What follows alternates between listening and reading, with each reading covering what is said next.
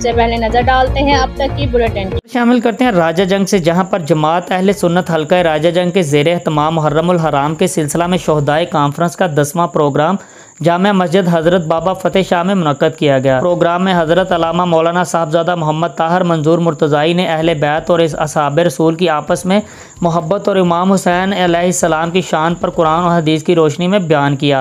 Programme की सदारत साबका वाइस चेयरमैन चौधरी मोहम्मद उमर ने की। प्रोग्राम में सदर जमात अहले सुन्नत राजा जंग राना सरफराज अहमद सुल्तानी, मेजर बशीर कादरी, साबका नाज़िम अंजुमन तलबा इस्लाम मुनीर हुसैन मुस्तफ़ाई, सियासी समाजी शख्सियात व अरकान जमात अहले सुन्नत राजा जंग समेत आशिकान रसूल की कसीर तादाद ने शिरकत की। प्रोग्राम में आने वाले आशिकान रसूल का मस्जिद बाबा फ़तेह शाह इंतजामिया और नशर व शात जमात अहले सुन्नत के ज़िम्मेदारान का शुक्रिया अदा किया।